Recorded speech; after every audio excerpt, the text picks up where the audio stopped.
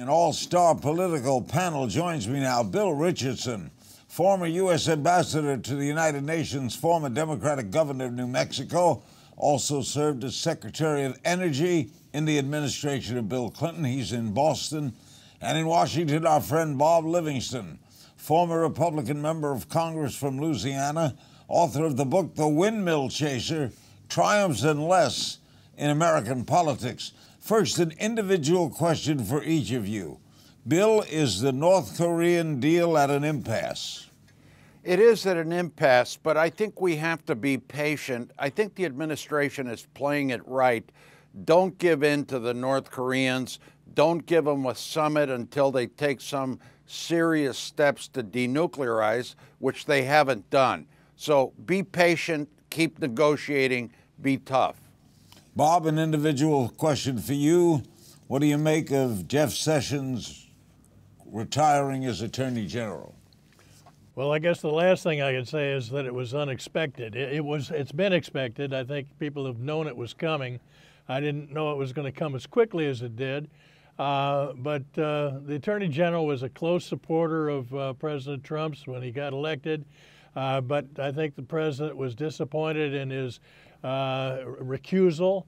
And since then, he's paid most attention to the MS-13 and immigration issues, and not on a lot of the issues that the president would have liked him to attend to. And so this was not unexpected. Okay, now for both of you, we'll start with Bill, your take on the election. Well, it was not a good Tuesday night for Republicans and the president. The biggest plus for me, Larry, for the Democrats is that we no longer are a bi-coastal party, just strong in the West and strong in the Northeast. We picked up seats in states like Texas, Oklahoma. We picked up Midwest governorships that we didn't have before that are key for 2020 for the presidential race. Michigan, we picked up Wisconsin, we have Pennsylvania. So it was a good night in the heartland where we had lost a lot. So yes, we won the House of Representatives. That's a big deal. Yes, we lost some seats in the Senate, but we picked up governorships and state legislatures. So I think it was a very good day for the Democrats. Bob, your read. Well, I think the governor's probably right with respect to the House. But remember, this was an off-year election, and by all expectations, it could have been disastrous for Republicans. We kept hearing that there was going to be a blue wave. Well, it wasn't a blue wave. We picked up, by last count that I have, about 3 seats in the Senate. We held on to Texas, to Florida, to Georgia, and Ohio in the governorship. So I think that even though we lost about 32 seats, plus or minus, my expectation going into it was going to be between 20 and 30.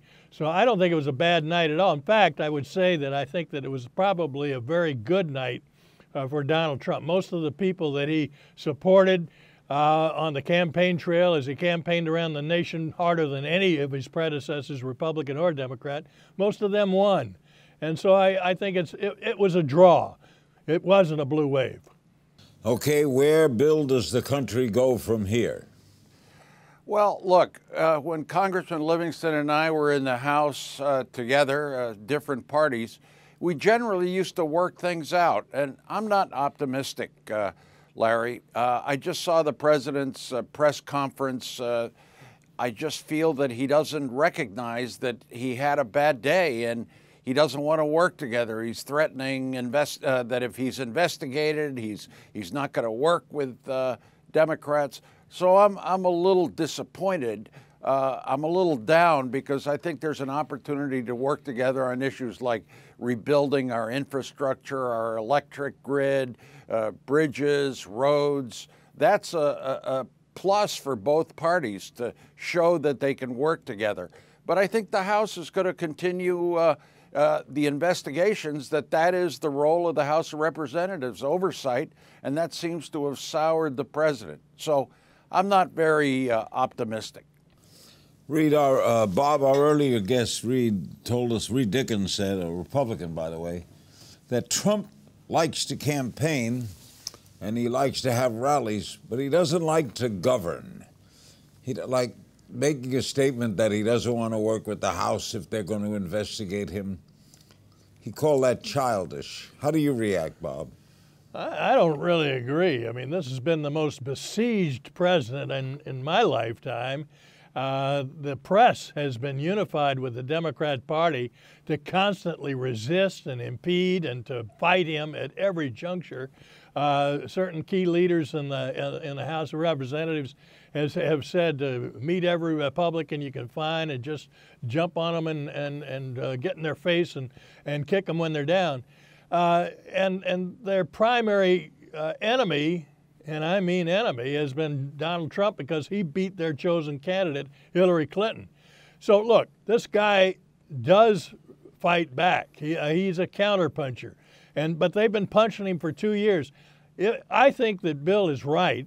I think that there are opportunities to work together on not only infrastructure, but the drug epidemic, on immigration and other things.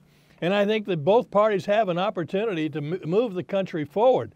But if we're going to keep this investigation stuff going on, and all they're going to try to do is bring him down with impeachment or impeach Kavanaugh, which was a fraud on the American people, then I think we're in for bad times. And I don't think that that's in the best interest of either party. I think the Democrats can reach out to the president and get him to cooperate, or they can fight him and he'll fight back.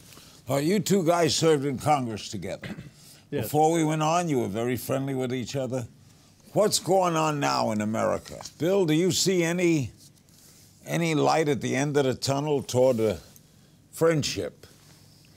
Well, I think, as you mentioned, Bob Livingston was known to be somebody you could work with. He was a key member he was chairman of the Appropriations Committee, so we worked with him. But I have to be pessimistic right now. I've never seen the country so divided on issues. I've never seen the Congress so dysfunctional and partisan.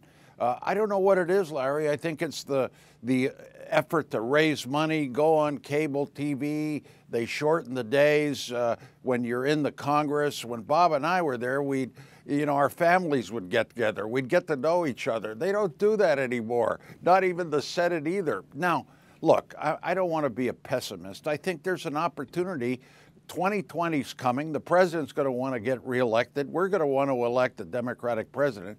So we have to produce something. The last 2 years have produced, in my judgment, very little other than a tax bill and maybe some other smaller bills. But I think Bob is right. Prescription drugs, the drug crisis, infrastructure would be huge if they came together. Maybe a little more bipartisanship on foreign policy. And I wish the president would become a free trader again and not fight everybody, China, Europe, Russia, everybody, and find a way that foreign policy-wise, maybe there's bipartisanship potential there. Bob, do you see light at the tunnel? Yeah, because I think Bill Richardson and I have just shown that we can get along, and they can too if they put their minds to it. I get tired of the hardliners on the right or the left who say it's my way or the highway and I want 100% of everything and the other guy can't have anything. That's not compromise, and that's not intended by the Constitution. Bill and I got along at a different time. It was a different era. And he's right. The 24-hour news service, Twitter, Instagram, email, and all of the fundraising that goes on take their time away from what they're supposed to be doing. They're supposed to be legislating on behalf of the United States of America. They're supposed to be examining the issues of the day and hearing from witnesses and learning about the problems of the country. And frankly, they've been diverted into too many other areas. They got to find a way to come back and, yes, get their families together, get to know one another, spend more time with each other. If they know each other, they trust one another. If they trust one another, they can work out deals. Do you agree that those things, Bill, affected the change? Because it wasn't that long ago that you two were together. Yeah, I think Bob's absolutely right. The incessant effort to raise money, to get on cable TV, to go around the country bashing each other.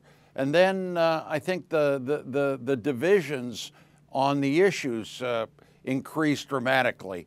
And so what also hurt a lot was the fact that, you know, we used to, on foreign policy, partisanship stopped at the water's edge. We always seemed to work things out together.